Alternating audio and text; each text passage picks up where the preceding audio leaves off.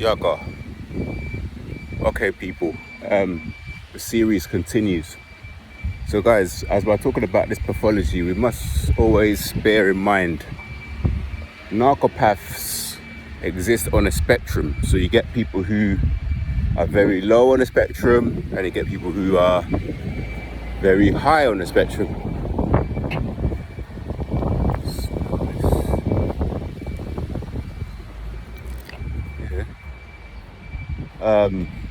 So you get people, when you see people that are behaving in a strange way, people trying to get your attention. So because it's on a spectrum, it can be opposites of extremes. So people either trying their hardest to get your attention, or people trying their hardest to show you that you don't deserve their attention, that you don't exist, or they kind of ignore you or treat you like you're nothing. Narcs are the people who do that sort of stuff. Now, one thing that I want to talk about is time. Time is the only it's the only sort of element or factor that we can't get back, and it's equal for everyone. So we all got the same amount of time in a day. We all got the same amount of opportunity to make the best of our day, work out, meditate, read, do puzzles on our brain, do good things for other people, charity, volunteer. We all have the same units of time. Now, a narc will manipulate your time. So I remember when I was working with that toxic company, and I was working with the head narc, I call him, because he was the sort of most experienced engineer and the person who had the highest narcissistic characteristics, narcissistic traits. He was basically just a narc. Hello, Mr. Squirrel. Oh, I can't catch you on the video. He would do things like, so at the end of the day, it would always happen at the end of the day. Something always happened at the end, towards the end of the day. So we'll be at the end of the day, and it would be, I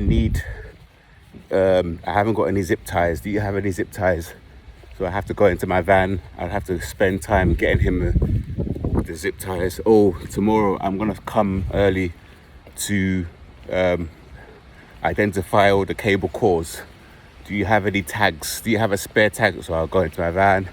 I'll now dig up my second tag box. So I've got 2 tag boxes, which I've spent the time in the warehouse to collect all the different numbers, all the different letters for myself. I've got 2, so I got one primary one, I got a secondary one. So if I didn't have the first one, I'd have a smaller box. So I'd borrow him that box. I'll go in my van, dig out that box. The iPad, so sometimes you have a special key which you open the cabinet on the street. He'll be like, I forgot my iPad inside the cabinet on the street. Are you still next to the site? Can you go and check? So you're already about 20-minute drive away from the site. He's the head engineer. You drive all the way back, open the cabinet, it's not there. So you spent 20 minutes of your own time driving back onto the site. So he's manipulated you, you're driving back, and then you say to him, no, it's not there. Can you check? So he would now call you back an hour or 2 hours later. I found it. It was under my toolbox. It was in my van under the seat, whatever it may be. But he's controlled you like a remote control. So this is what these people do. Everything is about control. So we got our time, they got their time. They want to maximize the disruption of your time. You have this with clients as well, who they message you on the same day. So we got a session today at 7:30 or 8 a.m. At 7 o'clock, which is half an hour before, I'm not well, I can't make it. You had a whole evening before to make this call, yet you saved it until the last opportunity. So you haven't considered the fact that, one, I may already be on the site, I've got a class ready, I've spent time, writing down the program, I've taken all the equipment for that specific session, I've done all these things, and half an hour before you message me. When I used to deal with narc in my broken state, one of my pastimes would be Netflix and chill. Now, as an empath, we can still do these very toxic behaviors, and you can call yourself a dark empath, and you can actually behave like a narcopath.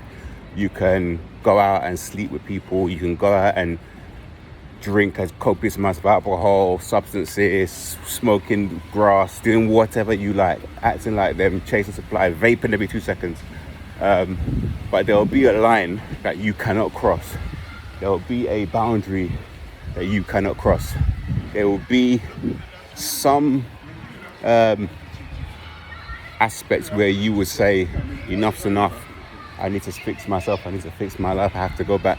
Narcs don't have that. I've been with narcs who will stay 3 or 4 days. They would call me up 3 days later after the party, and they're still going on and on and on. And another thing that I must put down here is one of the things they do to test your time.